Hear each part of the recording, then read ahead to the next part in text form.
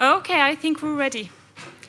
I'm really glad to see that so many people have come to this event instead of sitting outside and barbecuing in the park today. This event is hosted by the Rafto Foundation of Human Rights, which is Bergen-based but has gotten its own volunteer group in Oslo recently. So this event is also helped facilitated by the Rafto Oslo group. We will of course encourage you to use Twitter or Instagram, and please feel free to use a hashtag, as you can see on the screen behind me, but please remember to put your cell phones on silent mode. The debate will be approximately 1.5 hours, and it will be possible to ask questions in the end of the debate. Now, I will leave the stage for these incredible women that will discuss women's movement in Muslim countries and the challenges these women are facing in their region. We have been very lucky to get Layla Bokhari to facilitate or moderate this discussion. She's a researcher on political violence and terrorism and is currently the state secretary. She will now continue to introduce these 4 women, so please.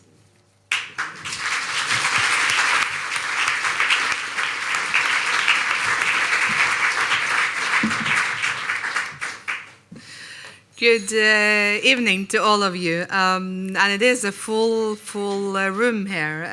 That's great with such an important topic and such a splendid panel that we have here today. My name is Layla Bokhari, as was mentioned, and I have the honor and the pleasure of being the moderator for this discussion here today. And I promise you this will be really exciting. We have a fantastic panel and some women both who I admire extremely a lot, and whose experience I think we can only take our hat off for. What they have sacrificed, but also their strength and their vision is an inspiration to all of us. Now, our aim here today in the next 90 minutes is really to take a closer look at women's rights, challenges and opportunities in the various countries here represented. Countries within the Middle East region, North Africa, but also Asia. A number of different countries with some similarities as well. They have been together for a week, and intensely so over the last weekend, just this weekend, where they have discussed the establishment of a network that they have created. They also want to look at the role of women in Muslim majority countries and the ongoing struggles that many of them are fighting. Now, the idea of the network came from these women themselves, the need and the urge to have such a network of female human rights activists from a broad region. The idea was set up in 2011. The first meeting was in 2013, and it was officially established in 2015. Initiated, the network itself, by these women, most of them earlier Rafto Prize winners themselves, as they saw the need to unite to raise issues of concern. The network is coordinated, or facilitated rather, by the Rafto Foundation in Bergen, and today they are here in Oslo with us. The aim of the network is to meet annually in Bergen at the beginning of June. Let's see how that goes. Over this last weekend, I'm told, there was a lot of discussion back and forth on different issues of similarities, but also challenges and differences. Some challenges that united the women, and some issues that were different from one country to another. I think that's a lesson for all of us, not to put the region in one box. Now, some of the fundamental thematic issues that they saw was needed to look at in the region were, among others, gender-based violence, legal discrimination against women, patriarchy and social norms, violations against women during times of conflict and the challenges they face. Some of these women are from countries where there currently is ongoing conflict. And finally, barriers to access to education and equal opportunities on the employment market for women and girls.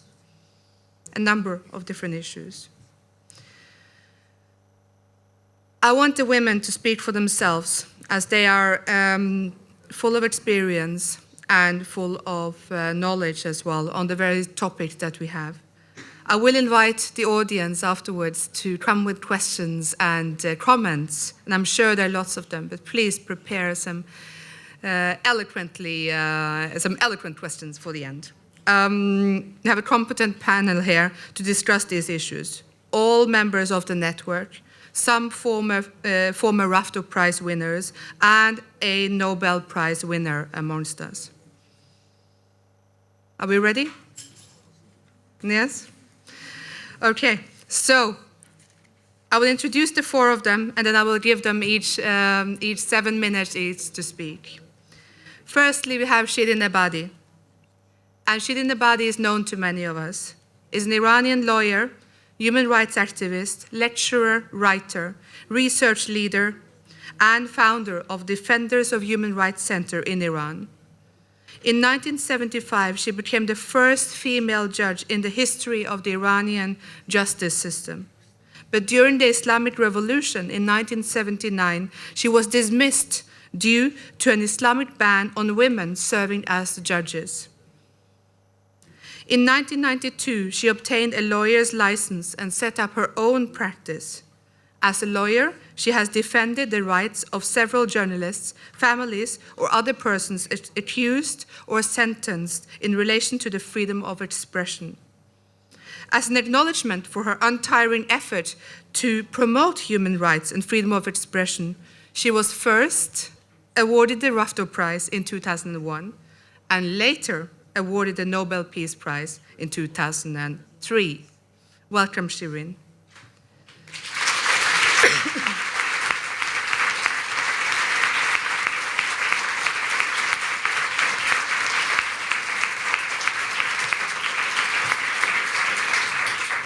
Next to her, we have Amal Basha. Now, Amal Basha comes to us from Yemen. She's a Yemeni human rights advocate, holding degrees in several fields, including law, political science, development, and gender issues. She's the co-founder of and chairwoman for Sisters Arab Forum for Human Rights, SAF or SAF, a leading NGO in Yemen. Basha has spent more than 2 decades of her life involved and being active in various civil society movements, and her human rights activism in Yemen, as well as in the Middle East and North Africa region and worldwide, is well known. She's the co-founder of the Watan National Coalition to bring women to parliament and the Gender Network in Yemen. Among various memberships, Basha is also an author of Equality Discourse in Yemeni Constitutions. And she has participated and contributed to a number of human rights reports submitted to UN bodies as well as NGOs working with human rights issues. And finally, she is also, last year, she was the laureate for the Arab Woman of the Year 2014. Amal, we're very pleased that you're with us.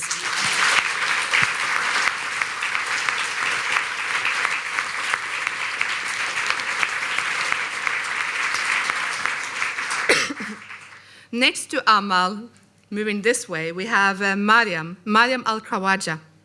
Maryam Al-Khawaja received the Rafto Prize in 2013 as head of the Bahrain Center for Human Rights, and is now the co-director of the Gulf Center for Human Rights. She was forced into exile through a sentence in absentia. She remains well connected to the situation on the ground, however, in Bahrain, while expanding her work to cover the Gulf region. And she travels, and she travels, and she travels to talk and to tell the world about the situation. She has written about the use of women's rights as a tool by regimes to promote themselves as progressive, while continuing to discriminate against women at home. An interesting dilemma. Her father has been sentenced to life due to human rights activism and is currently in prison. Her sister is sentenced for 5 years after numerous arrests. So she also carries a very personal story. Maryam, we're very pleased that you're back in Oslo with us.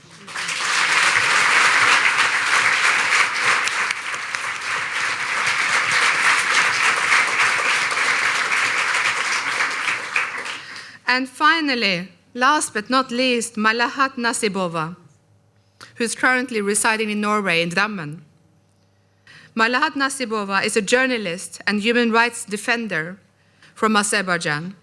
Through her work as a journalist for the Information Bureau Tehran and for Radio Free Europe, Nasibova has reported on abuses of power, corruption, and human rights violations for a long time. In 2002, Nasibova created the human rights organization Democracy and NGOs Development Resource Center in Azerbaijan. Nasibova currently resides in Norway, as I said, due to persecution from the Azerbaijani government. Malahat, we're very pleased that you're with us. Thank you.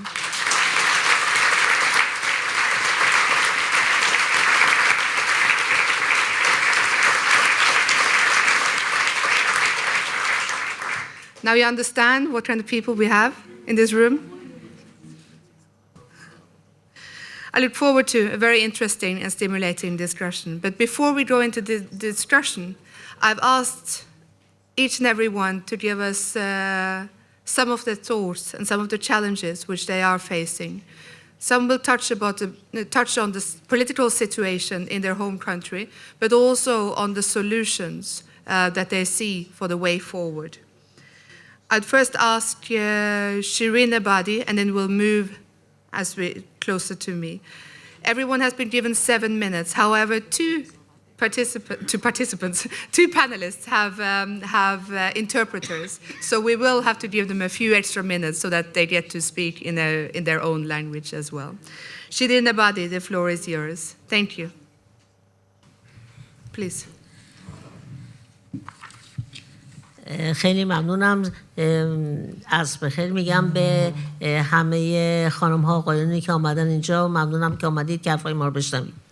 I'm very grateful, very warm good afternoon to all of you, ladies and gentlemen. I'm very happy to be here present with you. حقوق بشر و دموکراسی به هم کاملا وابستن. Human rights and democracy are completely interrelated to each other. و وقتی که ما از حقوق بشر صحبت میکنیم در حقیقت باید یادمون باشه که حقوق زن همان حقوق بشره.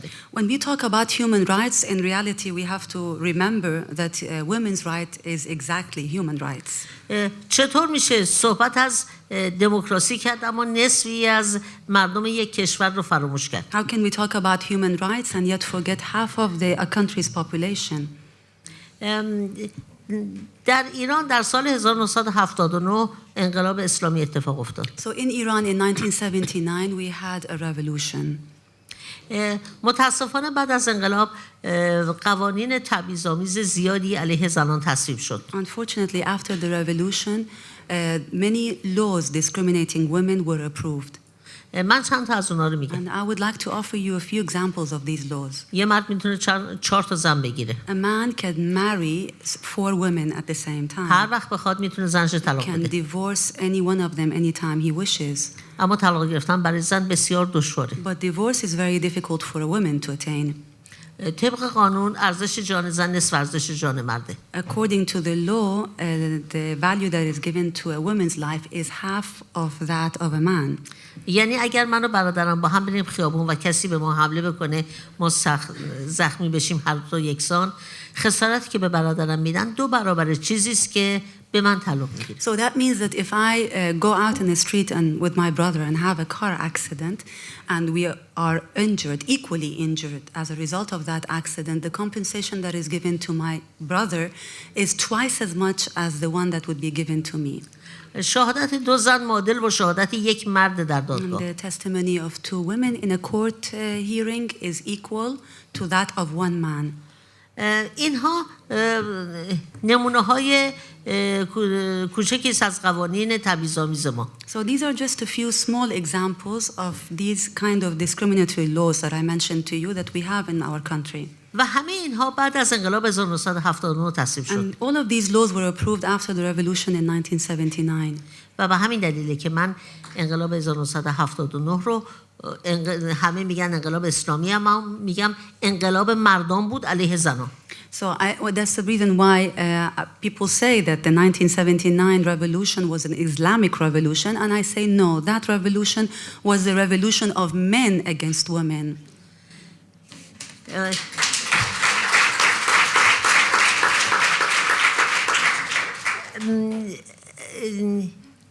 برای اینکه زنان از این وضعیت تبعیض‌آمیز به در بیان راه حل چیه؟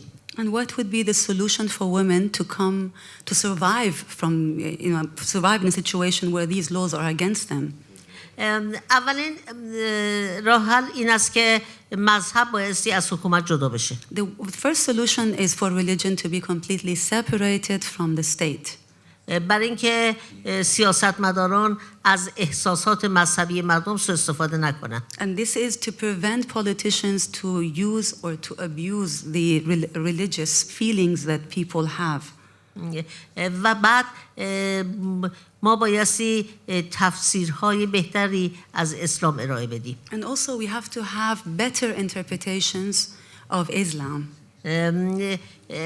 که با کمک این تفسیرها و همچنین با کمک اجتهاد بتوانیم برابری حقوق رو برای زن‌ها بیاریم. So it would be really thanks to these correct interpretations and a better depth of knowledge of ijtihad, then we can actually be able to understand it better. و این چیزی بوده که ما در ایران توانستیم با کمکش چند تا قانون رو به نفع زن‌ها عوض کنیم. And we did use these both two elements and we were able and succeeded in changing some of these laws that I mentioned to you. از جمله مثلا در سال 2004 قانون حضانت به نفع مادران ایرانی اصلاح شد. So as an example of that, in 2004, the law related to the custody of a child in case of divorce was actually modified and changed, favoring the mother. اسلام مانند هر دینی تفسیرهای مختلفی داره. So Islam, like any other religion, has different interpretations. توی غرب می‌بینی یک کلیسا هم سخت جنین رو قبول میکنه، یک کلیسا اون رو رد میکنه. In the West, you see how a church approves of abortion and another church completely not accepts it. یک کلیسا همجنسگرایان رو با هم عقد میکنه و یک کلیسا رو کاملا اون رو رد میکنه. One church can approve of marriage between members of the same sex and another church cannot approve that. و همه اینا پیرو یک دینن. And they all believe in the same religion. اسلام هم همینطوره. And Islam, the same thing happens with Islam. علت این که اسلام رو اینقدر ضد زن شده برای این است که تفسیرهایی که ارائه دادن تفسیرهای درستی نبوده. And the reason why Islam is shown as a religion that is against women is precisely because the interpretations that were offered or are offered from Islam are not the correct ones. ریشه این مسئله در فرهنگ پدرسالاره. And the root of all of this has to do with this patriarchal society or culture that we have.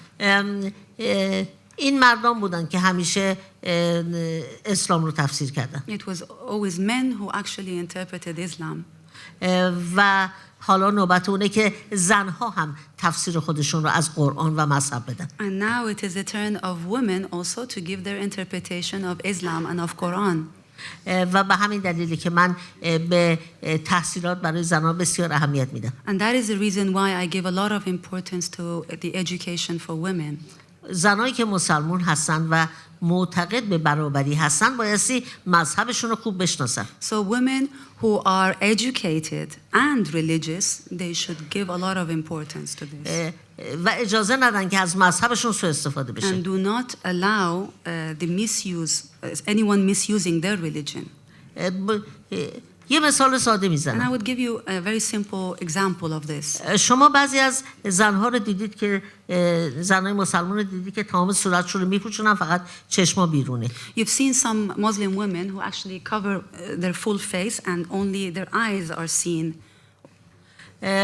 و خیلی هم خیال میکنن که این نوع کامل حجاب در And اسلامه. many people actually come to believe that this is observing the hijab in Islam. در حالتی که این یک کاملا برخلاف اسلامه. When actually in reality this is completely against what Islam says. برای اینکه وقتی که زنها میرن مکه که مقدس ترین جاست برای اسلامی ها حق ندارن صورتشون رو بپوشونن.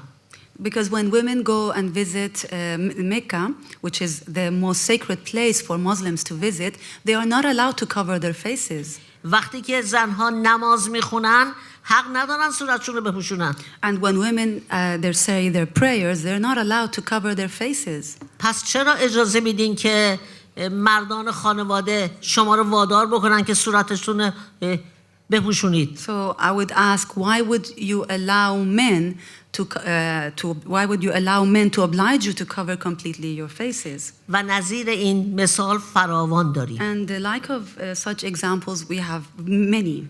من وقتم تموم شده، فقط یک جمله میخوام بگم. My time is over and I would like to finish what I want to say to you with one sentence. حالا وقت اونه که زنای مسلمان تفسیر خودشون از اسلام بدن. Now it's a time for Muslim women to offer their own interpretation of Islam.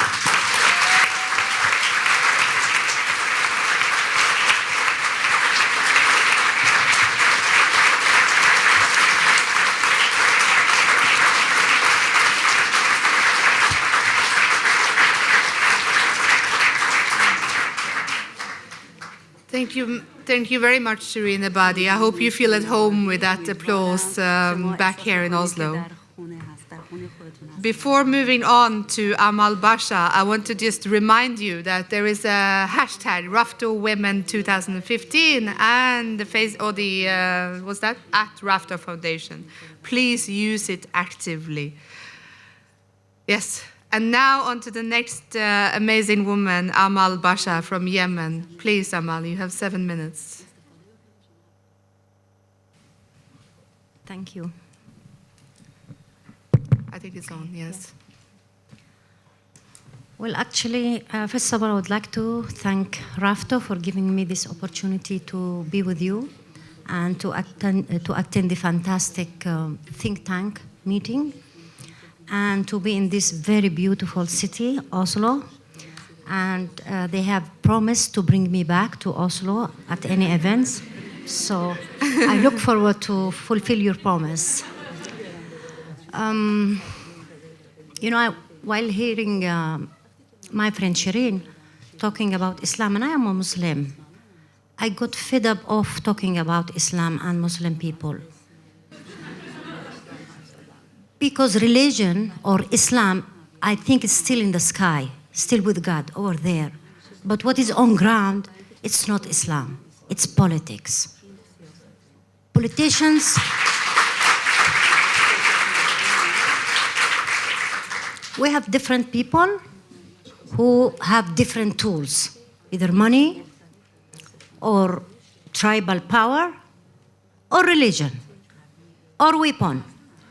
So all of these people try to use whatever tools they have to suppress us, to control us in the name of God, in the name of power, in the name of culture, in the name of they have different justifications. But the aim is to keep us under control. Second-class citizens, very obedient people. I don't want to make your evening sad. And we promise not to let you regret about staying here while you have a very sunny day. In 1999, a group of my friends and myself went to have a license to establish our organization, SAF, Sisters Arab Forum. And then in the bylaw or the constitution of the organization, we said we are going to work on women political empowerment. The officer said to us, and he was shocked, that was 16 years ago. He said, what? Women political empowerment? What is your business with politics? Politics is men's business. Go home, we are not going to give you the license. So we went back and then we started to think, okay, what can we do? And we said, okay, we changed and we said, okay, we are going to work on women, violence against women. And then we submitted the paper again. And he said, what? Violence in a Muslim society? We are protecting women. Women are, semi-God. And no. Work on politics. It's better.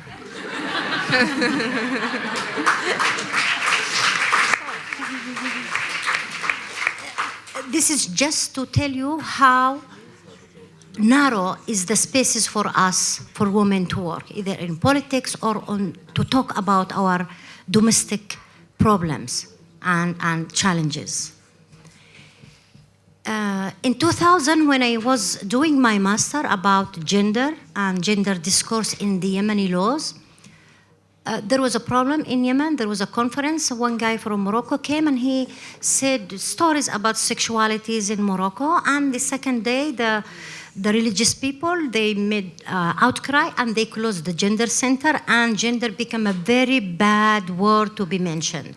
So it was like a bad girl, okay, gender. And the genderists are coming. Amal Basha is doing gender in Brighton. So when I heard that, and my dissertation was on gender bias, I said, I'm not even going to tell that I was doing something on gender. I will be labeled like a lesbian or gay or whatever. Why? I do respect to these people, but I'm not. So I want to work in Yemen where I have a space that people at least can respect me, so I can bring the change that I can make.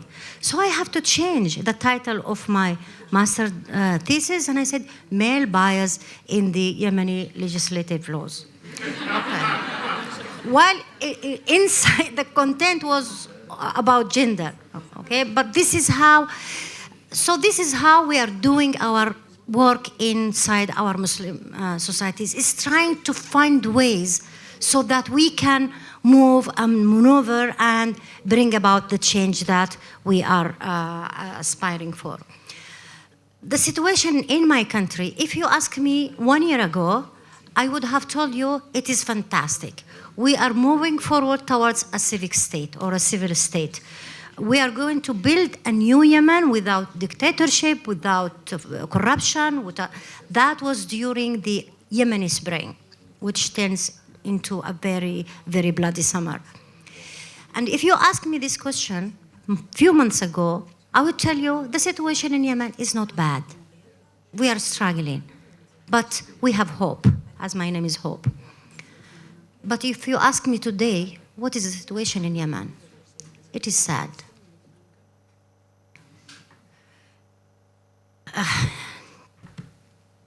I was in Cyprus attending a conference, and suddenly 11 countries decided to bombard my country. For more now than 70 days, the Yemeni people living on a daily basis under the missiles, the bombing, the killings. More than 4,000 civilian people killed while they were sleeping or sitting in their houses because of the missiles, because of the attack, what they call it, the decisive storm. And what is this war is for? Is to bring the running away president, who is living now in Saudi Arabia, in Riyadh, to go back to Yemen to rule. So he called this coalition to attack his own country so that he can rule. You see how power is so evil? I wouldn't even kill an animal to bring power to me. So how those politicians would call people or different countries to come and to bombard their countries and destroy their cultural heritage, the mosques, the castles, the people, and the properties. We have more than 200 children died, killed. We have more than 1 million people displaced. Thousand, and I don't know the number exactly how many people are in refuge. So this is our sad story in Yemen. And what is really striking is this international silence, because Saudi Arabia is the country that led this war against my country. So please, stop this silence. Raise your voices against the war in Yemen, and pressure the different fighting groups on the ground to go back to the negotiation table, to reopen this political process, and to let the Yemeni people to live their dream in a modern, democratic, and peaceful society.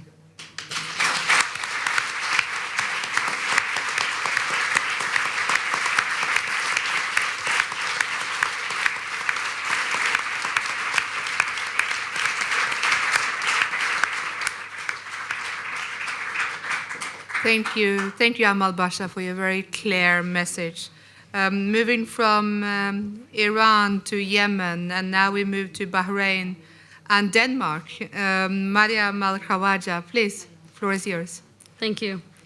It's very difficult to follow two amazing speeches, but I'll do my best. God afternoon, Sam. Thank you all for being here today, and thank you to the Rafto Foundation for organizing this meeting. I wanted to start by talking very briefly about the situation in Bahrain currently, because Bahrain is one of those countries, unfortunately, that doesn't receive much coverage in the media. And so, although there was some coverage in 2011 when the uprising first started, that has somewhat died down almost completely in most places around the world. In 2011, you heard about how people were killed, how they were shot in the streets, how they were imprisoned, tortured, disappeared, and there was excessive use of force against the protests. That continues to be the situation today. We still have protests almost every day in Bahrain. It is the longest lasting Arab Spring uprising that remains to the most part peaceful, where people continue to go out and protest. And unfortunately, the situation of the crackdown remains the same as well. People are still being arrested and imprisoned. People are still being systematically tortured, and people are still having their homes raided in the middle of the night to be arrested. There is almost no space left for freedom of assembly, freedom of expression, or freedom of association. In some ways, I would say the situation in Bahrain today is worse than 2011. We went from a chaotic crackdown that was very clear of being a crackdown into an institutionalized crackdown, where the judiciary is being used as the main tool to go after people. So instead of shooting you in the head and killing you, which will get the Bahraini government a lot of bad PR, they will arrest you, they will torture you in silence, and then they will throw you in prison, sometimes for the rest of your life. And this is one of the situations where the Bahraini government does not discriminate. Usually we find discrimination against women within the Bahraini government, the Bahraini society, and under the law. But when it comes to torture, when it comes to imprisonment, when it comes to arrest, suddenly there's no gender-based discrimination in the country. Two of the women that I really respect and admire, Rayhan al-Musawi and Nafis al-Asfour, were arrested during the Formula One race. They were tortured sexually, physically, psychologically. One of them was stripped naked and forced to stand in the doorway of a police station so all the passers-by could look at her. And then they were sentenced to 5 years in prison. Now the question is, where's the outrage? I mean, my friend Eman has just finished talking about how the situation in Yemen is, and there's not much of an international response. And it's the same thing with Bahrain. Day in and day out, people are being arrested. In a country where we have a civilian population of citizens between 600 and 700,000, which sometimes is a small city in most countries, we have more than 3,000 political prisoners in the country. Almost every household in Bahrain has a political prisoner. And most of those men, women, and children alike have been tortured. Now just imagine the ramifications of this in the future. We have an entire generation that will grow up used to torture and to violence on the streets. What future can we look forward to when we're looking at what's going to happen next? Very briefly, I also wanted to mention what Layla said that I have written about in the past. Many of the Gulf countries, but also some of the others in the MENA region, have learned that if they bring women, dress them up nicely, and put them in ministerial positions, then they'll be applauded by the West for being very progressive on women's issues. And so the former president of Egypt, his wife, was running a women's center. In Qatar, we have Sheikh Hamoza, who's also a symbol or an icon for fashion. And then we have the king's wife in Jordan. In Bahrain, the king's wife runs the Women's Higher Council. And they have all these token women who are usually very, very rich, running these centers or these councils for women's rights. And yet, when you look on the ground, you'll see that the local women are suffering on a daily basis. And yet, internationally, we have these governments being applauded day after day for being very, very progressive. And I think this is a huge problem. When we're looking at women's issues and women's situation, we need to look to the women on the ground. What is happening with the women who live in the villages? What is happening with the women who are having their sons taken away and are beaten on the streets? Because they're demanding rights and freedom. That's what tells us if a country is progressive or not. Not whether we have a woman who knows how to put on makeup and wears her scarf really nice.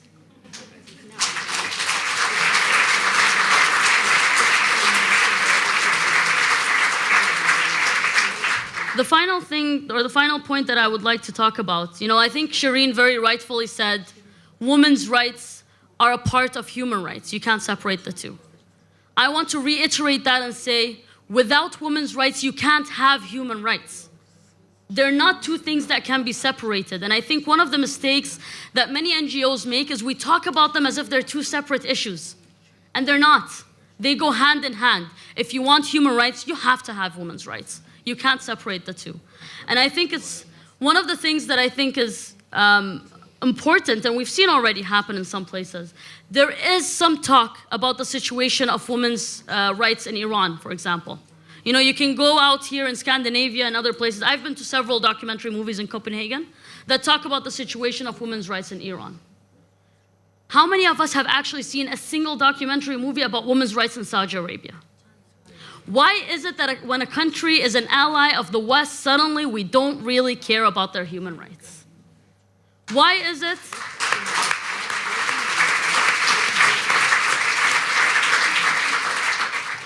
And why is it that when the king of Saudi Arabia passes away, a man who is a tyrant, a man who has oppressed his entire population, women and men alike, but even more so the women, a man who has killed and tortured and committed atrocities, we have diplomats and royals flocking from Europe and the United States to go pay their respects to this man. Why is that? Why can we not take a stand on human rights?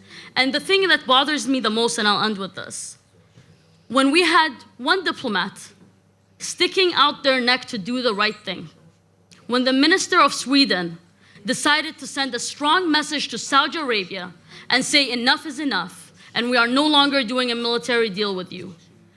What is amazing about the GCC countries, the 6 Gulf countries, is that they know how to stick together. When Saudi Arabia was criticized by Sweden, you had all of the GCC countries coming arm in arm and saying, we're all really angry with Sweden for what they said. Not a single EU country came out in support of Sweden. Why is that? Why is it that we say we stand for human rights and democracy, but then cannot actually take a stand for those issues? Because suddenly economics and military deals are more important. I'll leave you with that question. Thank you.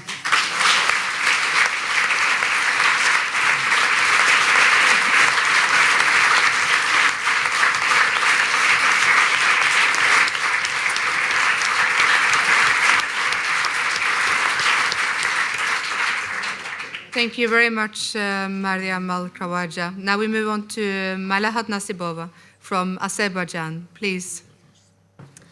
Mən də hamını salamlayıram. My greetings to all of you.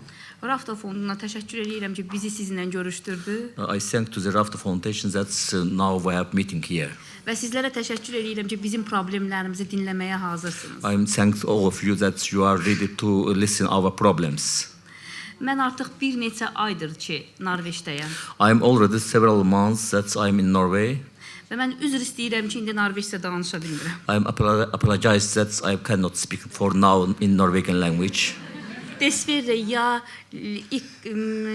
litt snakke på norsk. Next time. Ancaq söz verirəm ki, gələn çıxışlarımı mütləq Norveçcə eləyəcəm. But I promise that my next speech will be in Norwegian language. Mən indi çox şadam ki, bizim bir neçə il bundan əvvəl bir neçə qadınla oturub müzakirə etdiyimiz ideya indi hərəkata çevrilir. So I am very happy that several years ago we talked with different women about one idea. So now this idea is going to implement it.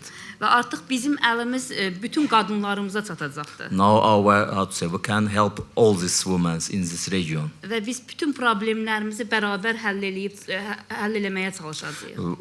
And we will try to solve all these problems together.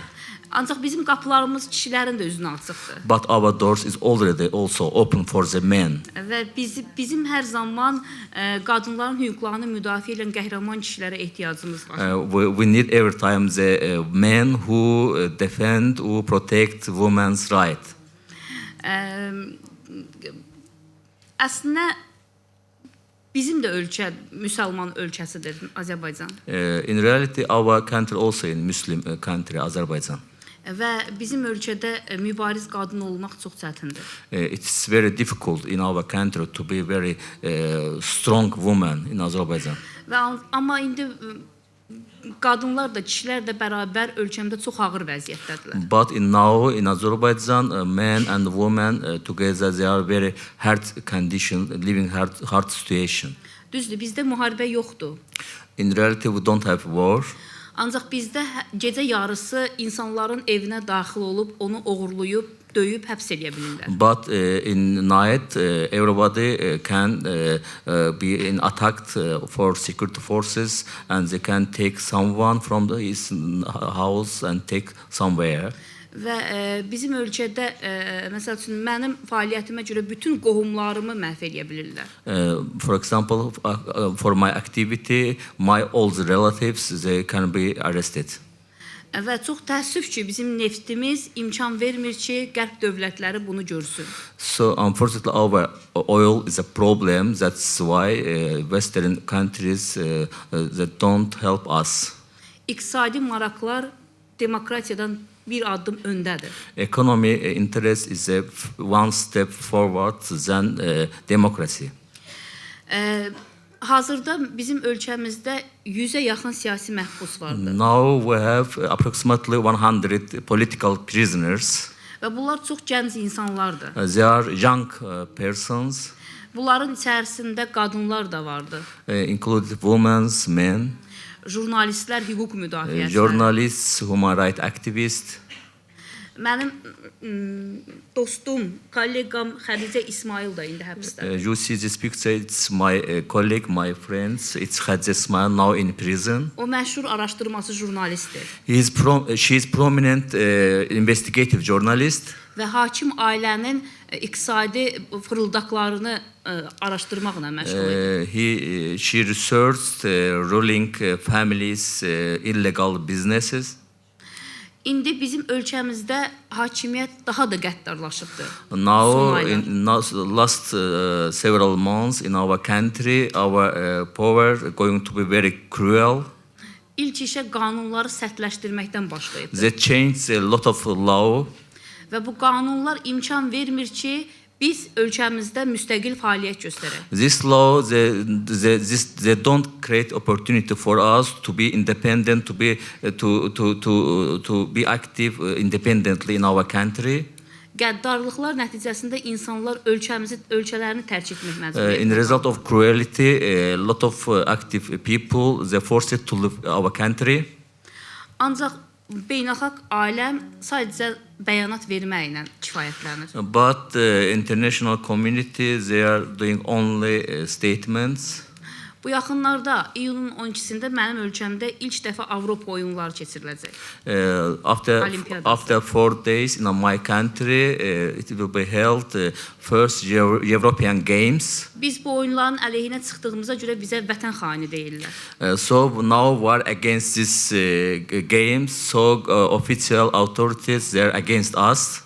Və biz düşünürük ki, Avropa ölkələri liderləri ora özləri getməklə və oyunçuları göndərməklə demokratiyanı təhqir eləmiş olurlar. So we think that European leaders, sportsmen, if they go to these games, they humiliate Azerbaijan people, Azerbaijan journalists. Və məndə olan məlumata görə Norveçdən də 53 idmançı olimpiyadada iştirak eləməyə gedir. According to my information from Norway, 53 sportsmen now is going to the Azerbaijan. Biz demək istəyirik ki, demokratiya olmayan ölkədə heç vaxt idman, mədəniyyət də ola bilməz. So we think that if we don't have democracy, it's impossible that we have some sport, some culture.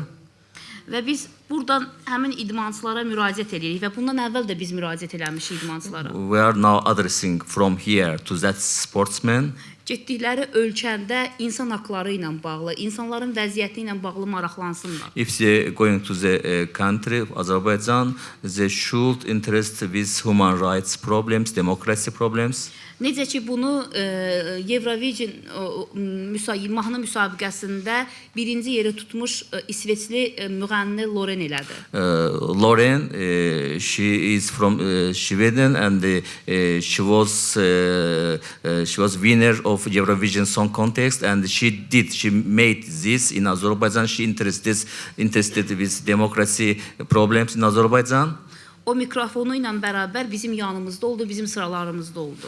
She was equal with us in that time.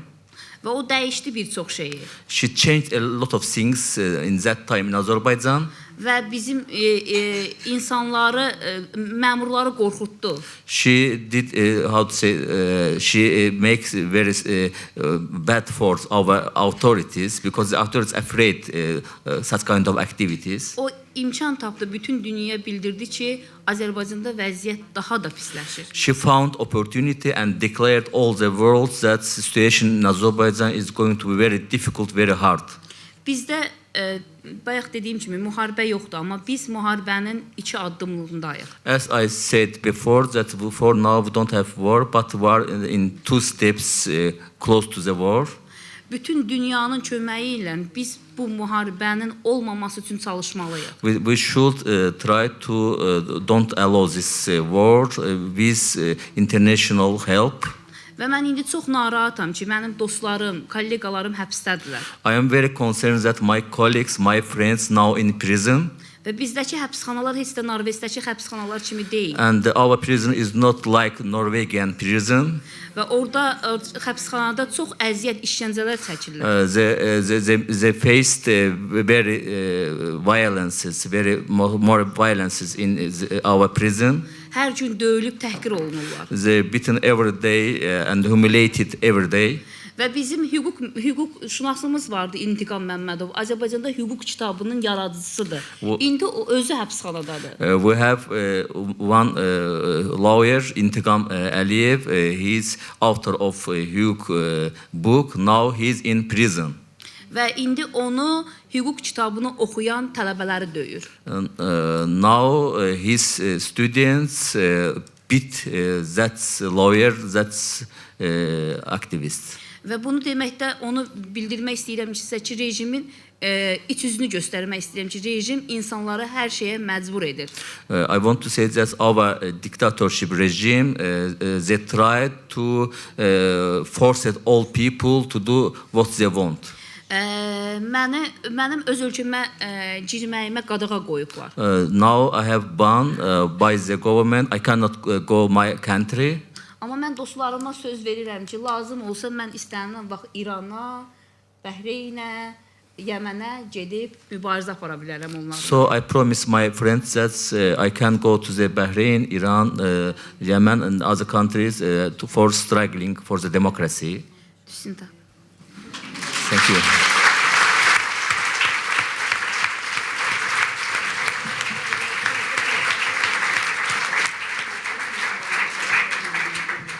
Thank you very much, Malahat, Nasibova, and thank you to the four of them. I think we should give them another round of applause.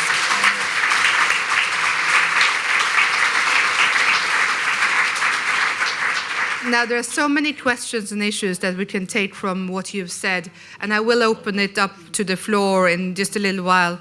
But I want to ask Shirin Ebadi, who for many of us has been someone who's worked in this field for a long, long time, tirelessly and without giving up, traveling the world the last decades, discussing the same issues. What do you, Shirin Ebadi, see as common challenges between all the countries we've heard from? Are there similarities? Are there general challenges? Before I want you to look at other specificities, are there certain things which are specific to some countries that we need to focus on as well? اجازه میخوام چون راجع به خاورمیانه و جنگ‌های خاورمیانه بود یک چیزی رو به عنوان مقدمه بگم. So allow me to say something as we've been listening about the Middle East and the war that is taking in some of the countries in the Middle East. Allow me to say something as a way of introduction. در ایران 1979 یه انقلاب اسلامی شد. So in 1979 we had an Islamic revolution taking place in Iran. و همون موقع حکومت ایران گفت من میخوام انقلابمو صادر کنم. And at that very time the Iranian government stated that I would like to export my revolution to another places. و حکومت ایران جاه طلبی سیاسی فراوانی داره. The government of Iran has great political ambitions. و میخواست که و میخواهد که رهبر جهان اسلام بشه. And they want to become the leaders of the world, the Islamic leaders of the world. اولین کاری که کرد در سال 1981 حزب الله لبنان رو The تأسیس first کرد. thing that it did was in 1981 the establishment of the Hezbollah in Lebanon. که رابطه نزدیک حزب الله لبنان با ایران هم مورد تایید خود حزب الله هم که حکومت ایران میگه. So and the close collaboration and the close contact and relations between Hezbollah and Iran is something that has been clearly and publicly confirmed by the Hezbollah leaders and the government of Iran itself. و بعد از طریق حزب الله بود که ایران بر لبنان نفوذ پیدا کرد. So it was really through the Hezbollah and the activities of Hezbollah that Iran started influencing and controlling Lebanon. بعد رفت سراغ سوریه. And then it went to Syria. بشار اسد یه پاپت ایران بود. And Bashar al-Assad was a puppet in the hands of the Iranian government. وقتی که مردم خسته شدن و خواستن قیام کردن حکومت ایران گفت اجازه سقوط بشار اسد رو نمیدن. And when the Syrians got fed up of the dictatorship in their country and they had the street protesters, Iran said that they would not allow Bashar al-Assad's regime to fall apart. پول سرباز و اسلحه فراوانی فرستاد. Money and soldiers and weapons. Sorry, money, soldiers, and weapons were sent to Syria as a way of helping and aiding Bashar al-Assad's regime. تعدادی از فرماندهان عالی رتبه ما در ارتش توی سوریه کشته شدند. A number of our high military officials were actually killed in Syria. و الان سوریه به وضعیتی در آمده که همتون میدونید من دیگه لازم نیست توضیح بدم. And I don't need to tell you in what state is Syria right now. You all know that better than I. بعد ایران در عراق نفوذ خیلی زیادی داره. And then Iran has a great influence in Iraq. و حکومت شیعه اونجا کاملا سنیا و کردا رو گذاشته کنار. And the Shia government that is ruling right now there has put aside completely the Sunnis and the Kurds that are in the country. که این خودش زمینه یک اختلاف دائمی شد. And that in itself was a cause of great conflicts within the country. تو هر کشوری که یه مقداری شیعه هست دولت ایران سعی میکنه اونجا نفوذ کنه. And in any country that there is a Shia community living there, the government of Iran tries to spread its influence there. یا خودش مستقیما یا از طریق حزب الله. Either it does it itself directly or it does it through Hezbollah. و اما عربستان سعودی چیکار میکنه؟ And now let's see what Saudi Arabia does with all of this. عربستان سعودی هم جاه طلبی سیاسیش مثل ایران. And Saudi Arabia has the same political ambitions as the government in Iran. عربستان سعودی هم میگه من رهبر جهان اسلامم. And the Saudi Arabian government says that they are the spiritual or the Islamic leaders of the world. در حقیقت جاه طلبی سیاسی دو حکومت باعث جنگ‌های خاورمیانه است. So really it is the cause of and the root of all the conflicts in the area is the political ambitions of two countries in that region. دولت ایران به حوثی‌ها کمک میکنه در یمن. The government of Iran aids and assists the Houthis in Yemen. و عربستان سعودی هم بمباران میکنه یمنو. And the Saudi Arabian government bombards Yemen. وضعیت دردناک یمن ناشی از جنگ ایران و عربستانه. The painful situation that is taking place right now in Yemen is actually the result of the conflict between Iran and Saudi Arabia. حکومت ایران و عربستان هر دوتا غیر دموکراتیکن. Both governments, the government of Iran and Saudi Arabia, are anti-democratic governments. اونا هرگز به منافع ملی خودشون فکر نمی‌کنن. They never think about their own national interests. بلکه به جاه طلبی سیاسی فکر می‌کنن. They think about their own political ambitions. بنابراین اگر ایران و عربستان سعودی دموکرات بشن ریشه خیلی از اختلافات سیاسی در خاورمیانه از بین میره. And therefore if both countries, Iran and Saudi Arabia, they become democratic countries, then we are really destroying the roots or the cause of all these conflicts. اگر ایران دموکرات بشه پولهای ایران دیگه توی سوریه و لبنان و عراق و یمن نمیره. And if Iran becomes a democratic country, then the money that the country has will be spread and spent on its people. It will not be spent in Syria, in Yemen, and in Lebanon. اگر عربستان سعودی دموکرات بشه پول عربستان سعودی صرف به زندگی بهتر مردم عربستان میشه. And if Saudi Arabia's government becomes a democratic government, then the money of Saudi Arabia will be spent in creating true prosperity and welfare for its own people. پولای عربستان صرف موشک نمیشه که صرف موشک و بمب نمیشه که روی سر مردم یمن بریزن. Saudi money would not be spent in buying missiles and weapons to throw it on the head of the Yemenis and killing them. پول عربستان صرف کمک به اسلامگرایان افراطی نمیشه. And then the money of the Saudis will not be spent in promoting the fundamentalists and the extremist Islamists. و ریشه تروریسم خشک میشه. And the roots of terrorism will be dried out. متاسفانه در اثر رقابت سیاسی ایران و عربستان فقط آمریکا و کشورهای غربی سود میکنن. Unfortunately, the outcome of this competition, this political competition that is taking place between Iran and Saudi Arabia, only Western countries and the US is really benefiting from this whole situation. برای اینکه اسلحه زیادی به خاورمیانه میفروشن. Because then they are able to sell a lot of weapons to these countries. ایران از روسیه اسلحه میخره، عربستان از آمریکا. Iran buys its weapons from Russia and Saudi Arabia buys it from the US. بنابراین دموکراسی ریشه حل اختلافه. So democracy really is the roots, is what really will create the solution for all the problems in the region. و این حرفی است که من بارها در همه جای دنیا از جمله در نروژ گفتم. And this is something that I've had said many times everywhere that I've traveled to and also here in Norway. اگه میخواید در یک جهان سرشار از آرامش زندگی کنید به دیکتاتورها کمک نکنید. if you want to live in a peaceful world, please do not aid and help dictators. Thank you, Shirin. Thank you.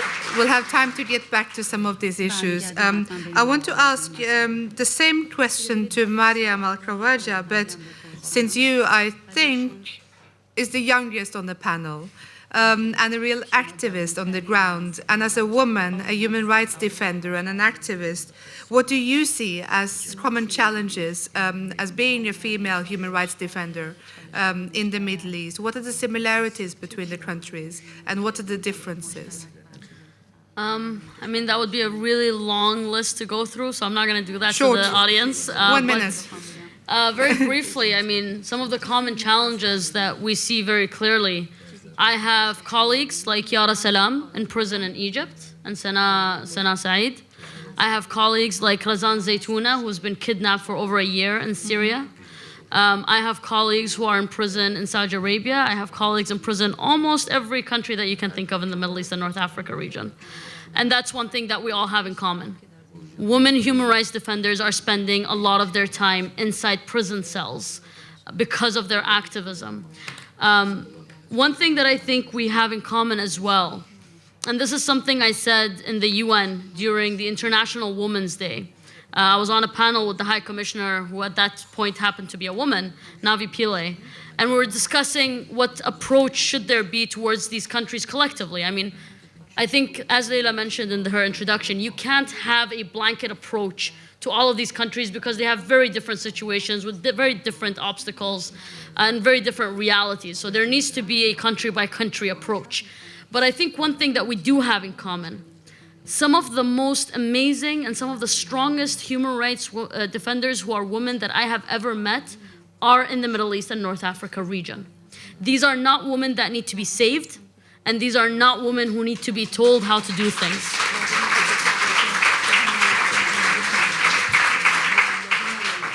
What these women do need, though, is a platform and for their voices to be heard. But I think, this is something that I say over and over and over again. We do not need to be saved. What we need is a platform. What we need is for our voices to be amplified, to be heard. And I think a lot of time, that is the #1 tool of these regimes. It's silencing people. And the prison is the best way to do that. Thank you.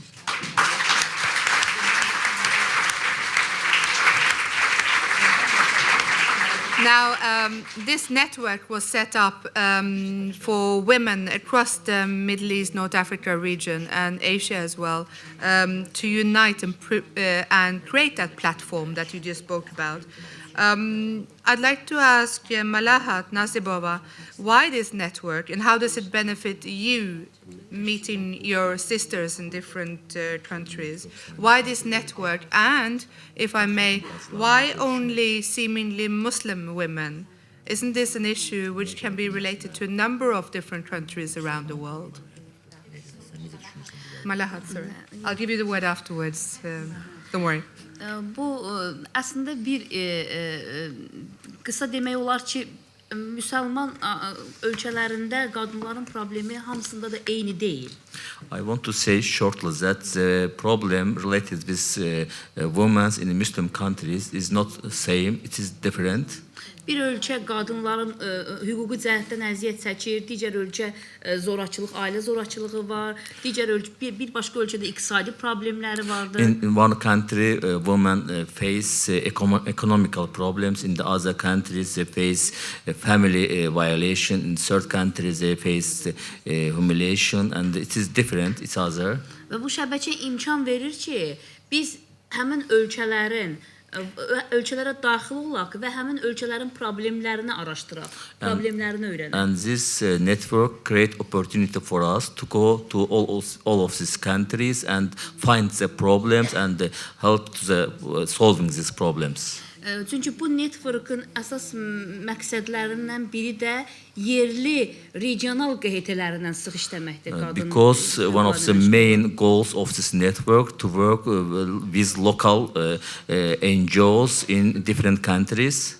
Və Məryəmin də dediyi kimi həmin qadınlar səslərini eşitdirmək istəyirlər və biz onların səslərini çatdırmağa çalışırıq. As Maryam told that's angels, that's women want that their voices will be heard. That's why we try to get their voices.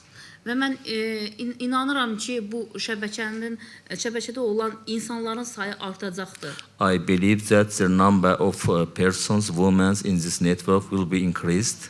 Və biz daha geniş imkanlara malik We olacağıq. will have more opportunities. Amma biz məqsədimizə çatacağıq. I hope that we will achieve our goal, our target. Thank you. Now I understand that the network is not only consisting of Muslim women. There are also Christian women and others as part of this network. The fact is that the countries are Muslim majority countries. Is that right? Yes. No, just for confirmation. I think that's right? Yeah. Which is a very clear signal that you're talking about the structures in society, the politics in society, not necessarily Islam in itself. Now, Shirin Ebadi said something. She said, men need to stop interpreting Quran. It's time for women to start interpreting the Quran as much. Now, this issue is much debated, and I wanted to ask you, Amal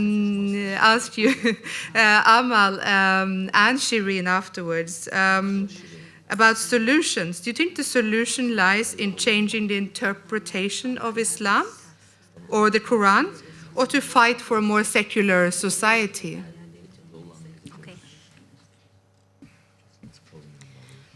Amal, I'll give you the word first, and Yes. then Shirin Ebadi afterwards. Yes, do you know what is the problem in our Tell us. region? Tell us, loud and clear. Now I'm going to be like a philosopher to... There are lots of people listening to the you. problem so- is that in Europe or in the world, there is one Vatican. In my region, there are two Vaticans. We have Tehran and Riyadh, Iran and Saudi Arabia. Okay? So we are caught between these two Vaticans, where they decide our destiny, our future, our lives. About this reinterpretation and interpretation, and I think that we are going in a vicious circles, because I cannot eliminate these four Islamic thoughts, where each school that tell me that this is what should be done, while these four Islamic schools have been determined 14th century ago. So how can in this current time I will rely on people who did not live my time, did not have the same problems that I'm facing, did not have this, technology and development and the principles and values of human rights how can I be governed by these people who were maybe great at the time, but they are not applicable, their values is not anymore applicable in my time. Look, I'll give you an example. I'm sitting here and I see beautiful hairs, different colors. In my country, I'm not enjoying this view. Well, it gives me, I feel even more human, it's psychologically healthy to see normal people, normal hair. In my country, the men do not see normal hairs, only their mother hair or the sister or the wife. All the hairs they see through the TV screen or the movie. It's just to be normal, to see normal people, like God created them. I don't think that God is really busy with my hair, whether it is covered or not. And just to decide to myself to be unveiled, that takes a lot of energy and time and sorrow and pain. Just to decide to be in my country unveiled. And we are only 8 women who are unveiled. Believe it or not, out of 16 million female in Yemen. There are only 8 women. And we have to look into the Quran and the Hadith, what Al-Bukhari said, who cares? Who cares?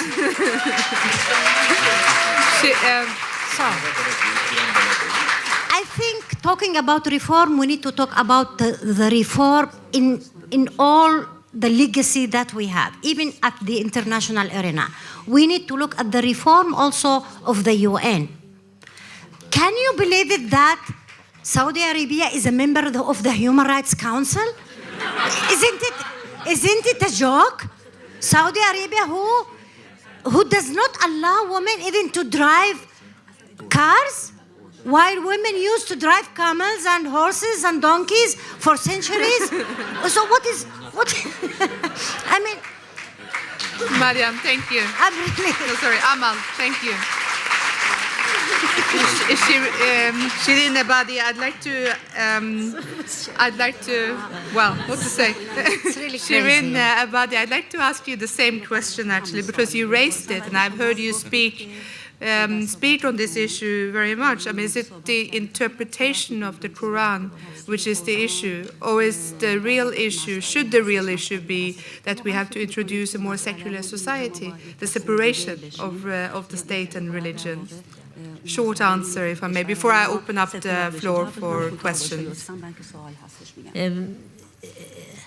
جامعه باید سکولار باشه برای اینکه از مذهب سوء استفاده نشه. So societies should be secular in order for them not to use religion. اما این تمام مسئله But نیست. this is not the whole issue here. خیلی از جوامع سکولار هست که میبینید چقدر به زنها ستم میکنن. You see many secular societies that oppress women. خیلی از جوامع سکولار هست که حقوق بشر وضعیتش در اونجا از حتی عربستان سعودی هم بدتره. You see many secular societies where the situation of women is even worse than Saudi Arabia. کره شمالی یادتون رفته Have you forgotten about North Korea? که شما وقایعی که در آمریکای جنوبی اتفاق میفته یادتون Have you رفته. forgotten what has happened in South America? پس مسئله اسلام نیست. So the question here is not Islam. در حقیقت مسئله دیکتاتوریه. The question here is dictatorship. و دیکتاتوری از مذهب سوء استفاده And میکنه. dictatorship actually uses religion. اما من وقتی که میگم یاد بگیریم مذهبمون رو برای اینکه در مقابل افرادی که با چوب اسلام به ما حمله میکنن ما بتونیم جوابی داشته But when باشیم. I say that we have to be conscious or knowledgeable about our religions, I say it in the sense that we have to be able to respond to those people who hit us on the head with the wooden stick that is religion. وقتی که کسی با اسلحه به من حمله میکنه من باید همون اسلحه رو داشته باشم. من نمیتونم با چوب بهش حمله So کنم. when someone actually comes towards and points at me with the gun, I have to point back at him with a gun. I can't take a wooden stick and fight against him with a different weapon. تو کشورهای ما با چوب اسلام میزنن تو سر ما. And in our religions, they take the stick that is called Islam and they hit us on the head with that stick. بنابراین من با علم خودم میتوانم اون چوب رو از دستش بگیرم بیرون و بگم حرف تو اسلامی نیست. So now with my knowledge, what I can do is I can respond to that person and take away that stick from them. و این کاری است که من بارها کردم. And this is something that I've done several times. و به حکومت ایران نشون دادم تو مسلمون نیستی، من مسلمونم. And I've proven to the government of Iran that you're not Muslim. I am the one who is a Muslim. Thank you very much, Shirin Ebadi. Now we have 15 minutes for, I'm sure, 100 questions out here. And I know many of you have already raised your hands and are already doing it. We have a microphone here. You have your voice and you have your name. If you want to state your name, please do. If you want to state a question, please do. Be short. No big philosophical sort of issues here right now. Be very short and very, very, very quick and precise to the point. I'll take 3 questions at a time. And then please, if you have a question directed to someone, please say who it is. If not, I'll point out who will answer the question. No general sort of to everyone, because we don't have time for that, right? Agreed? Okay. So firstly, just here, the woman here in the black sweater, yes. Good evening. My name is Siham Wazif, and this is a question for Shirin Ebadi. I've heard you speak in an amazing knowledge about Iran and what's happening in Iran and in the Muslim world. And my question is, do you think that women in Iran are engaged in the interpretation of Islam or of the Quran? Or do you think that women should do more in that area? And I'm referring to ijtihad. Great, Yeah, thank you. That's a great question. We'll move over to the gentleman just at the back on the side there. Please show your hands and we'll make sure that you get them. Thank you very much. I'm utterly delighted to be here. I have a short interpretation or view here. I'm very happy to see distinguished ladies who are really defending the real face of the woman in this region. Myself, I was a diplomat. I was an Iranian head of the embassy here, and I defected my embassy after the revolution was confiscated by the mullahs. So I comment and I agree with Mrs. Ebadi. Actually, we were in the same university studying law together. So I will say it very shortly. This war has to first be waged by the Muslims themselves, as you did it in the Middle Age, and Martin Luther and Calvin did it. So it's not a war against Islam, it's a war against misinterpretation of Islam. Okay, that is something. And the second thing is that you have to, the media in the West, first is the Muslims themselves, especially the woman, duty to do that. They cannot rely on the West. But the second thing is the West, as Shirin Ebadi said, they should not try to think about their own benefit. They have to give microphone to the ladies, to women, Muslim women, like for example Mrs. Rajavi, who came here to the Nobel Institute here, spoke, and Mrs. Ebadi and the others. More publicity, not just to give publicity to 2 or 3 or 4 or 5 fundamentalists who are waging something, you know, in the Hyde Park or somewhere, and they say something nonsense, and it comes to CNN. But these distinguished ladies, Muslim ladies, they have to be supported. Thank you very much. Thank you very much.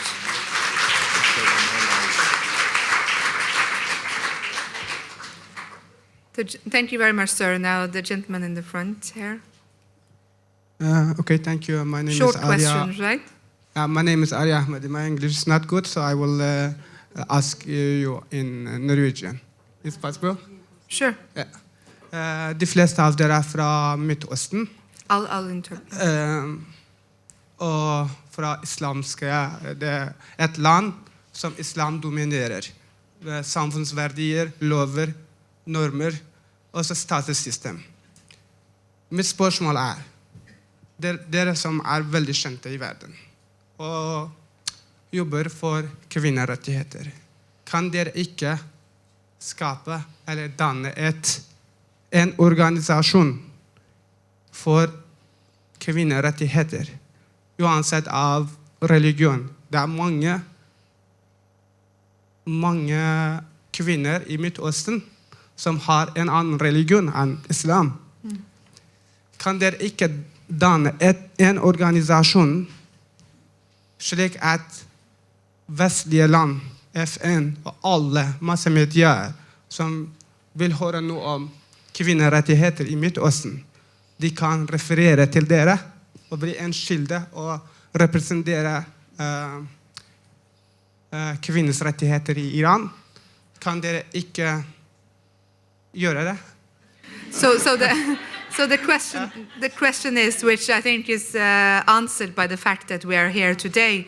The question is, why can't you as leading spokesperson of human rights, of female human rights, Muslim human rights in the Muslim world, why can't you create an organization or a network which speaks about the issues of human rights in the Muslim world? I'll allow... Oh, sorry, for all religions in the Muslim world. All the religions in the Middle East. For human rights in the Middle East, right? For human rights in the Middle East. Why can't you, why do you have to... Yes, go on. One more question. We'll take one more question. There was one more question here. Yes. Sorry. Hello, my name is Mehda, and I have a question for Mrs. Ebadi, and I say it in English so that others can understand. You mentioned that if in Iran and in Saudi Arabia they manage to get a democratic government, that will lead them to not send money for oppression, for war, etc. My question is, looking at Europe, we live in a democratic country here in Norway, but Norway is, for instance, a part of NATO. United States is a democratic country, at least to some degree. You can really question that with those two parties being very close to each other, really. But US supporting so many wars in the world. The same with, if you look at Britain, for instance, and this history of Britain supporting a coup d'etat in our country, Iran. So my question is really or Israel, they say it's a democratic country, but look what's happening there. So anyways, the question is there any guarantee that if the countries become democratic, that will lead them to not participate in war?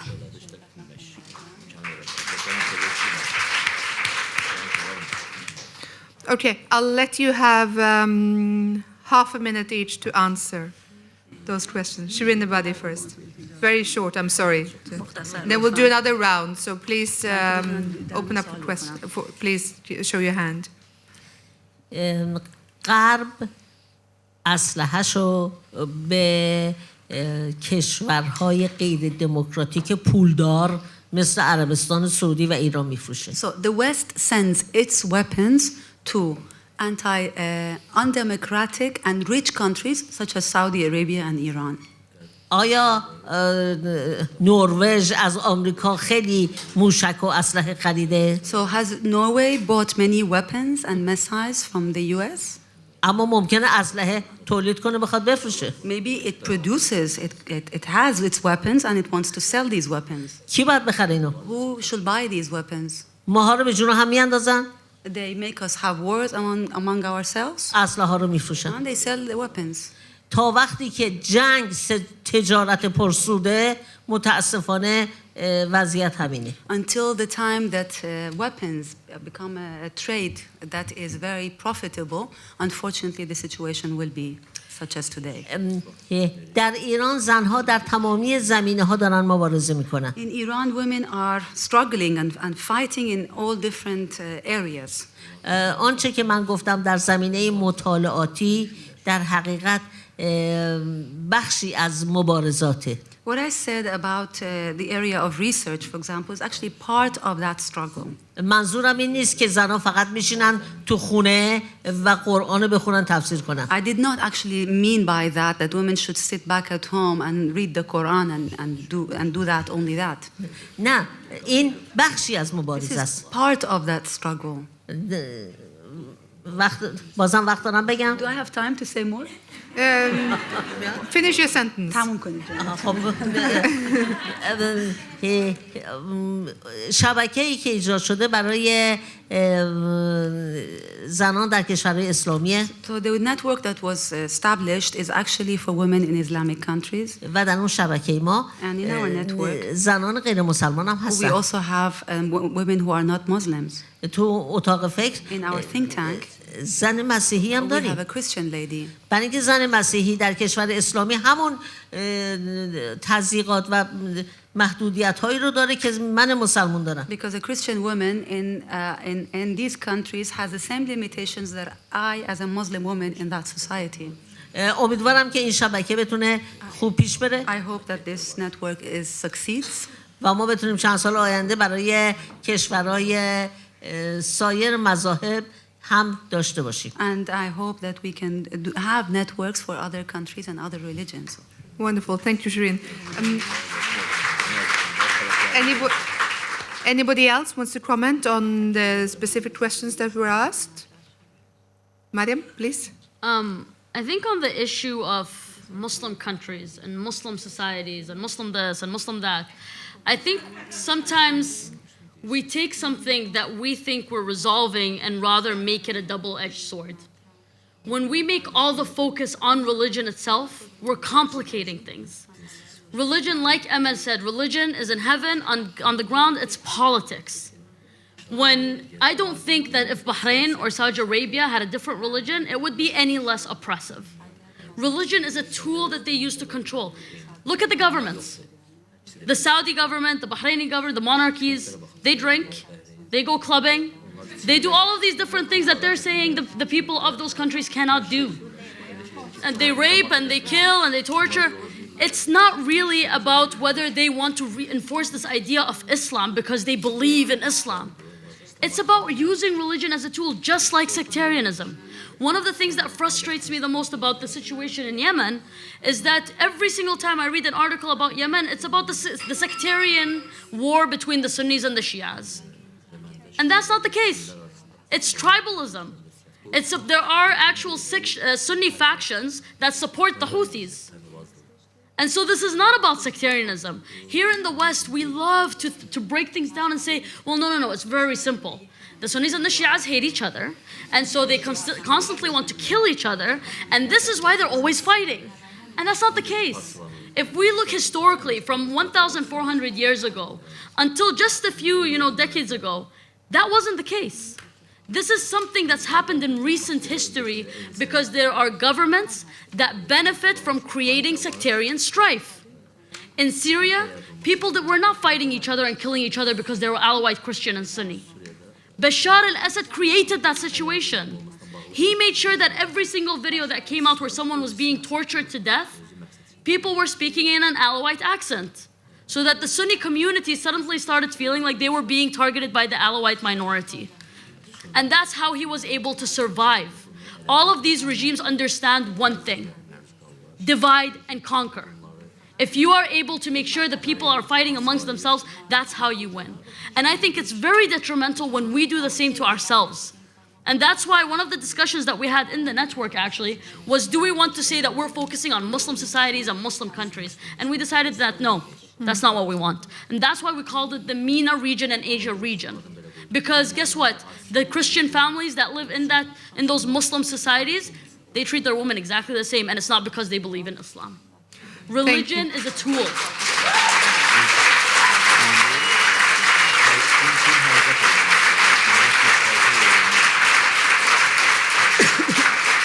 Thank you, Maryam. I'll let the two of you answer in the next round, if that's okay. Just to allow for 3 more questions, and time is running out. The lady with the white T-shirt. Sorry, very basic. Lady with the white top, please. Hi, my name is Maryam, and I just have a quick question for Amal and Shirin. Iran especially has been described as a very divided country by the West, where the youth is looking towards the Western societies. And I wonder, how does this affect the everyday women in Iran and villages? Is it different to live and grow up as an Iranian woman? And how is it to try to fit in a society that is in change, but at the same time wants to have at the same time has an Islamic regime? I think that made no sense. I apologize to you terribly. I did not understand your question. Yeah, Translate it. I'm sorry. How is it to be an a woman, an Iranian woman, in a oppressing Islamic regime where where the youth are looking towards West and democracy? Thank you. There was also a question just below you. Someone in a black sweater just there. And then we'll move right down there afterwards. To Shiri. And we need questions for others than Shirin as well, you know? I'm very sorry. How would you respond to people, to those who say that the situation in Iran is not black and white? It's not like? Is not black and white. It's not black and white. Great, thank you.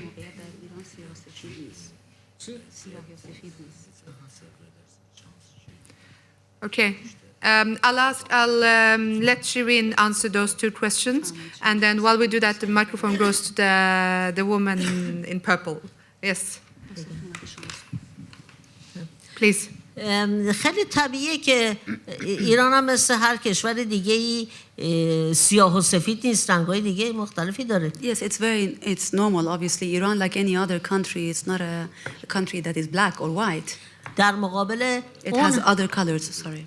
در مقابل اون همه قوانین تبعیض‌آمیز که گفتم، مسئله سفید این است که So facing all these discriminatory laws that I just cited to you and gave you as examples, بیش از 60% دانشجویان دانشگاه‌های ما دخترن. So the white side of all of this is that more than 60% of our university students are girls. بسیاری از استادای دانشگاه ما زنن. And many of our professors at universities are women. زنان ایران بیش از 50 ساله که به پارلمان رفتن، حتی قبل از زنای سوئیس. So Iranian women have become members of the parliament or have been able to vote more than 50 years now, even earlier than the women in Switzerland. و به همین دلیله که زنان ایران این قوانین تبعیض‌آمیز رو دوست ندارن و تحمل نمی‌کنن. This is why precisely women in Iran do not like these laws that are discriminatory towards them. اگر شما نقطه سفیدی در حکومت ایران سراغ دارید بگید که منم خوشحال بشم. So if you know of any white spot that the Iranian government has, please let me know because I would like to know it too. توجه داشته باشید که دشمنی با آمریکا دلیل مشروعیت هیچ رژیمی نیست. So please bear in mind that animosity towards the US does not make legitimate any government in the world. در این صورت بایستی کره شمالی هم خیلی حکومت خوبی باشه. Because if it's so, then the Northern Korean government should be a very democratic government for all of us. و اما زنان ایران چگونه هستن؟ You've asked me about women and how they live in Iran. متاسفانه برخی از رسانه‌های غربی زن‌های ایران رو دائما به صورت کسانی که چادر سیاه پوشیدن و مشت گره کرده میگن مرگ بر اون نشان میدن. Unfortunately, the Western press has always showed women in Iran as women who are in black and their fist is closed and they are shouting and screaming and saying death to the US, death to the US. نمیخوام بگم اینا نیستن. چرا؟ یه همچین زنایی هم وجود دارن. I don't want to say that they're not Iranians. We have women like this in اما اینا Iran. تعداد خیلی کمی هستن. But these are a small minority in our country. اکثریت زنان جامعه طور دیگری زندگی The میکنن. majority of the women in our country, they live differently than this. من از طبقه متوسط جامعه ایران میام. I come from the middle class in Iran. یعنی طبقه‌ای که اکثریت مردم در اون قرار دارن. A class that the majority of the people actually belong to. و از روی زندگی من و حرفای من میتونید تصور بکنید که اکثریت زنان ایران چگونه میاندیشند. So from what I say and from my life, you can imagine and you can know how the majority of the women in Iran think and live. و امیدوارم که جواب سوال شما رو داده I باشم. really hope I answered your questions. Fantastic, thank you.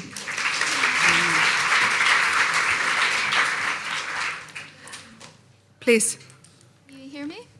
Yeah? Yes? Yes. Hello, my name is Layla, and thank you very much for a very thought-provoking seminar.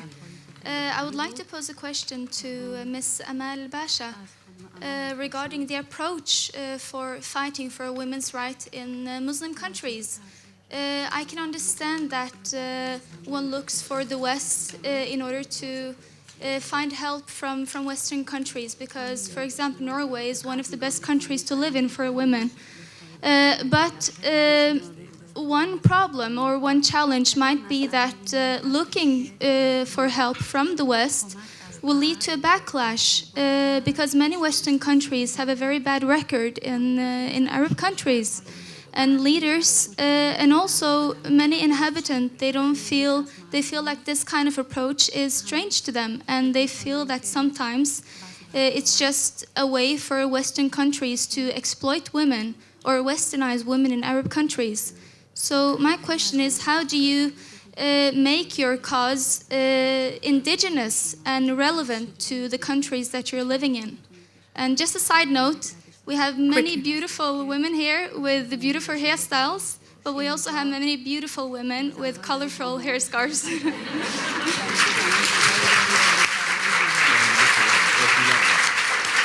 I'll let you answer that. I'll just take a few more questions. The gentleman with the green T-shirt, just there. You've been waiting for a while. Yeah. A short question. Very short. Yeah, I just want to know. My name is Elvis Musso. I'm a columnist in one of these Norwegian dailies here. I feel very happy to see that at last the Muslim women from the Middle East is actually in the forefront for emancipation. This has been overdue. I will actually want to know what kind of message, what do you expect from the Western ladies who actually believe in this solidarity, but is often skeptically how they should support you and galvanize your struggle. And what's your message for the Western governments that continue to sell arms to Saudi Arabia? We have a women prime minister here in Norway, so I'm sure your message will go through to her.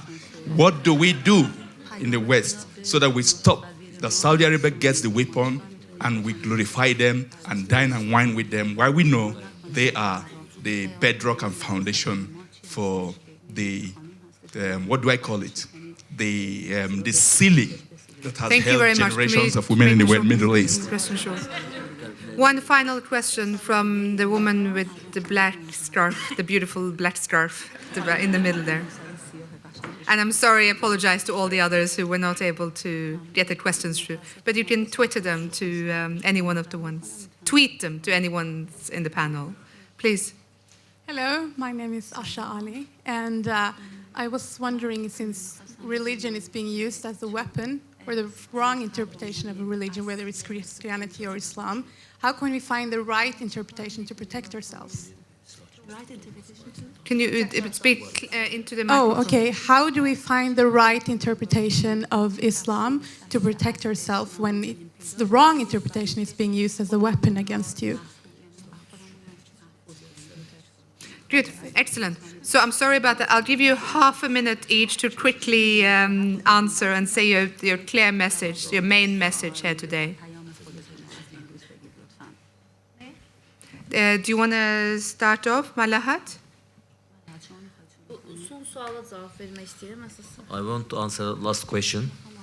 Və biz hər birimiz bilirik ki, ən adi bir müsəlman, yəni adi bir hələ balaca 9-10 yaşında olan bir uşaq bilir ki, heç vaxt ali kitab olan Quranda şiddət olmaz.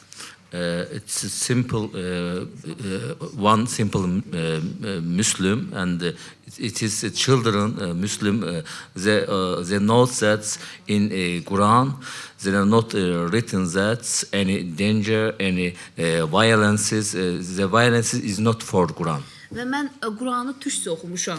I read Quran in Turkish language. Və Quranda çox yaxşı haldır ki, heç bir dənə də kişi adında surə olduğuna görməmişəm, amma qadının adında surələr var. It is good side that there are not any surah in Quran in men name, all this surah in woman name. və orada Quranda mən oxumuşam ki, qadın incə məxluqdur və kişilərə tapşırılır ki, qadınları qoruyun.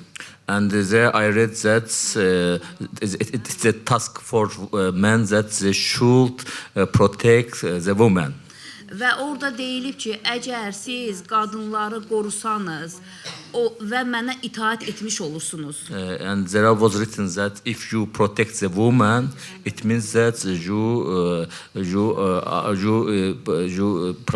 are my how to say my good persons, good friends. Və bunu görmək heç də çətin deyil ki, artıq hakimiyyətlər, siyasi hakimiyyətlər Qurandan, İslamdan alver kimi istifadə edirlər. It is simple that we saw that political power, political government, they use from Islam, from Quran as a tool of trade. Məncə bunu görmək üçün heç alim də olmaq lazım deyil. Yəni bu sırf görünən bir tərəfdir. We see it easily, and for that we might not be as scholar. It is easy.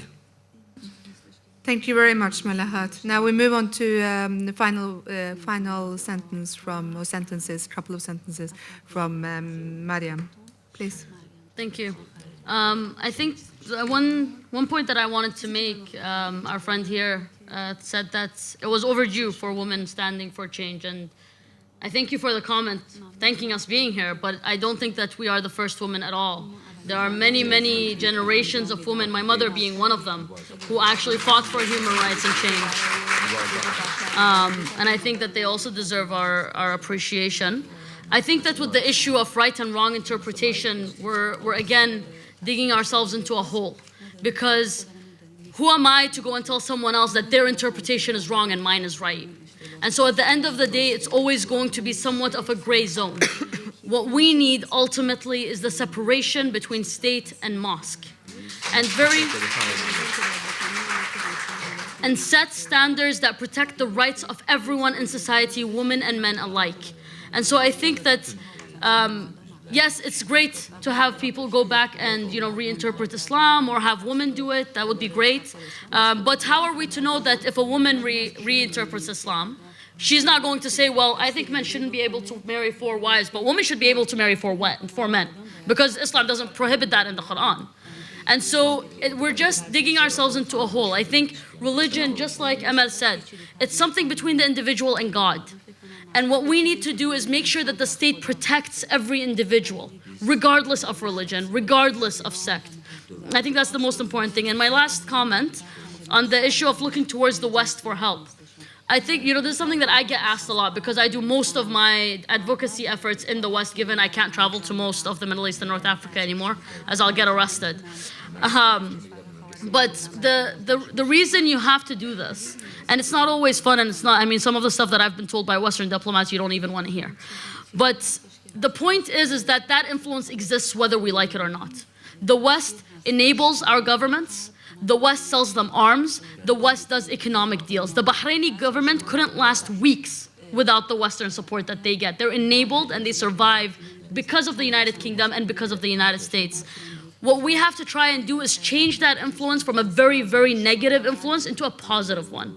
And so I don't think that we should be bringing a Western initiative into, the Middle East and North Africa and Asia and saying, well, let the West teach you about human rights. Human rights is something that people have been fighting for a long time. It already exists in our grassroots. And the women are already there. That's why many of them are sitting in prison today. Again, my message is we need to empower those women. We need to give them the tools. We need to give them the platform. And when I say we, I don't mean just me as a Scandinavian. I mean me as a woman as well. Because a lot of times we have women who bring women down, whereas we should be pushing each other up. And so I think that's the main message. It's empowerment, platform, and the tools necessary. Women can do this job on their own.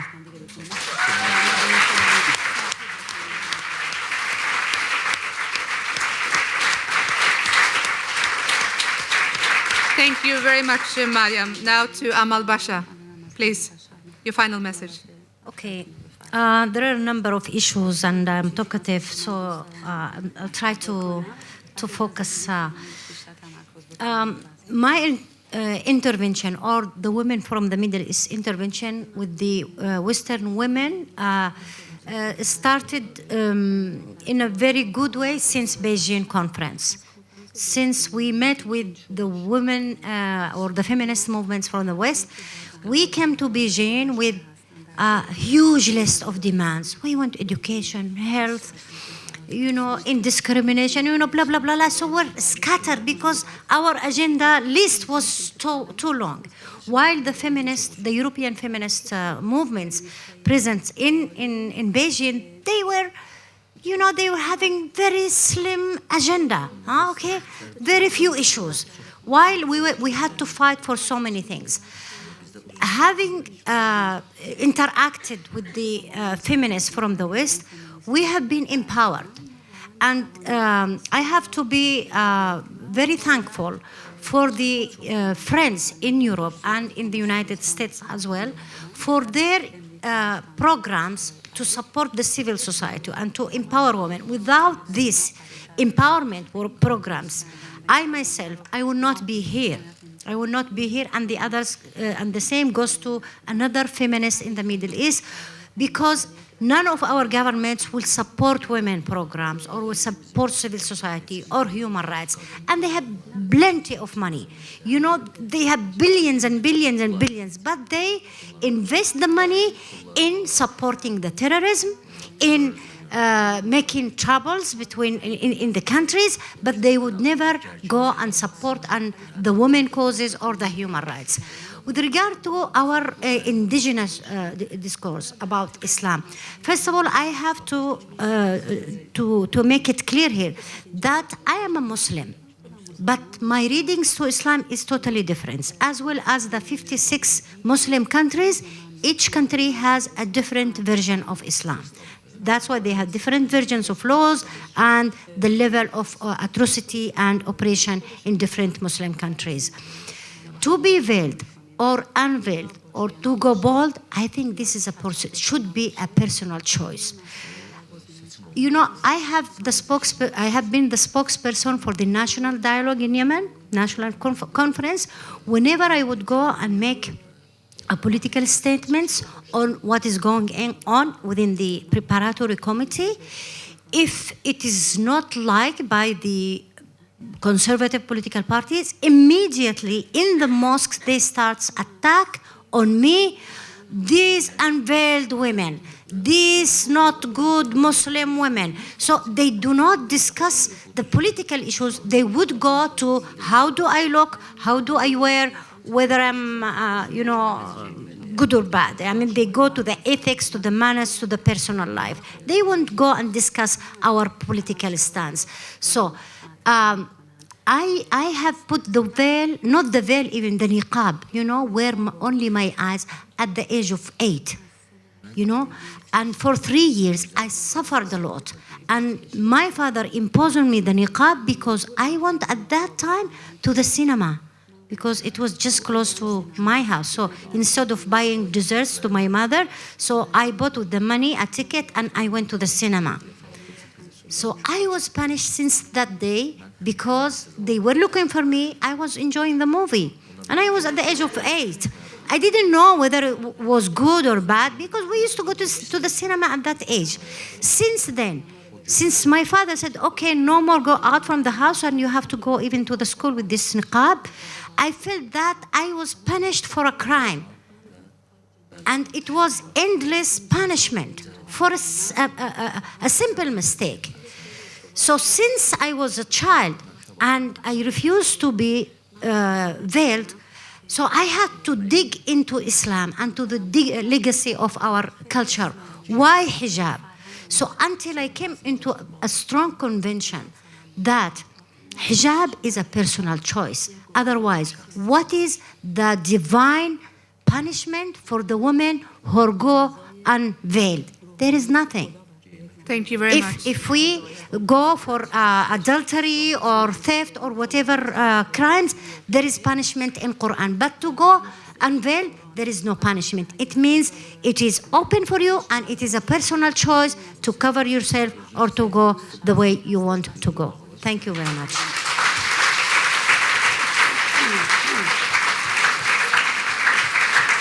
Thank you so much, Amal Basha. Finally, Shirin Ebadi, your last half a minute in this panel.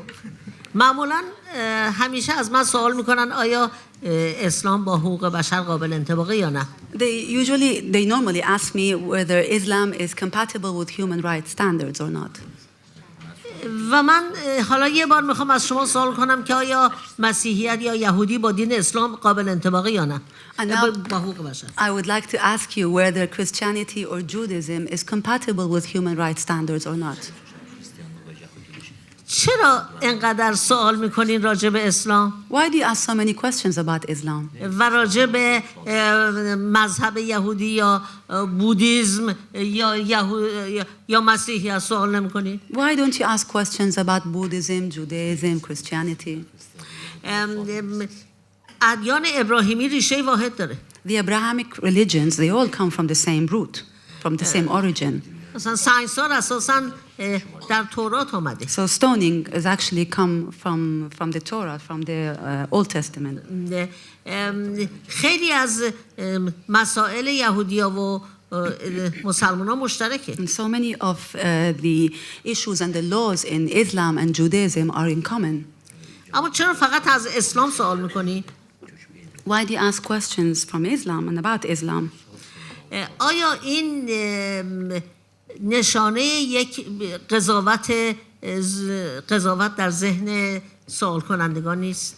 Don't you think that asking so many questions about Islam, that in itself is a proof that the person who's asking the question is trying to judge that which he or she is asking? میدونید که و مسئله سر این است که این قضاوت از کجا آمده؟ Now let's see where that judgment comes from. شما عملکرد نادرست یک تعدادی افراد خشن رو به پای همه مسلمان ها ننویسید. So please don't take the actions of a small minority, the terrible actions of a small minority, and put it under the account of a great majority of Muslims in the world. من به شما گفتم یک چهارم مردم دنیا مسلمانن. And I've said to you that before 1/4 of the world population are Muslims. بنابراین یه تعدادی تروریست اسلامی نشانگر فرهنگ اسلامی نیست. So a small group, the actions of a group of terrorists is not something that actually shows the actions of a great majority of millions of people. اسلام فوبیا رو تشدید نکنیم. So let's not promote Islamophobia. این باعث میشه که مردم یک جامعه از هم جدا بشن. This will cause the people in one society to be segregated. ما ریشه های مشترک زیادی داریم. We have many common grounds amongst ourselves. ما با هر مذهبی میتونیم در کنار هم با آرامش زندگی کنیم. We can live in a peaceful way. Religions one with each other in a peaceful way. اختلاف ما باعث غنای فرهنگی جامعه است. So the differences that we have, the diversity that we have, is actually a sign of the richness of our cultures.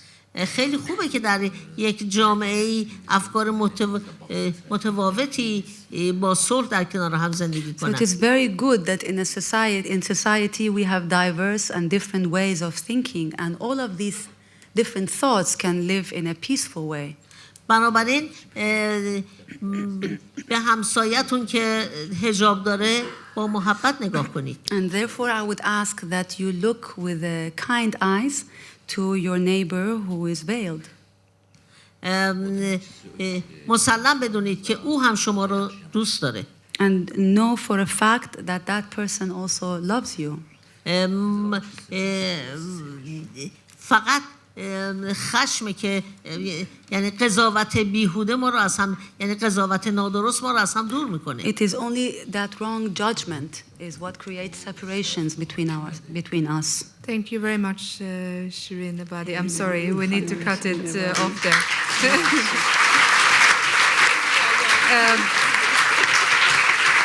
Now, all the panelists have asked for another final word. Many people in the audience have asked for another final word. I'm stuck in between, and time is running out. I just want to say thank you to all the 4 panelists. Thank you to the 2 interpreters and translators. Thank you to the audience. Thank you to the Rafto Foundation and all the team.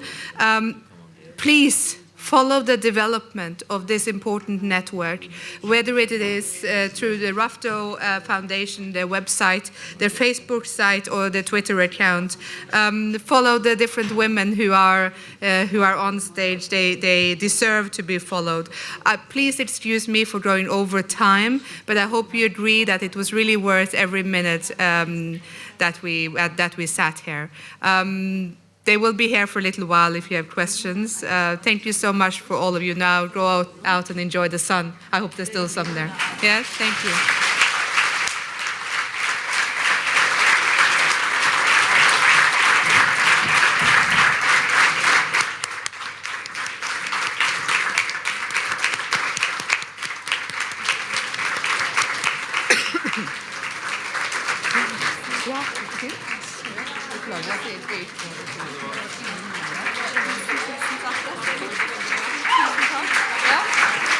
Well done. Så bra.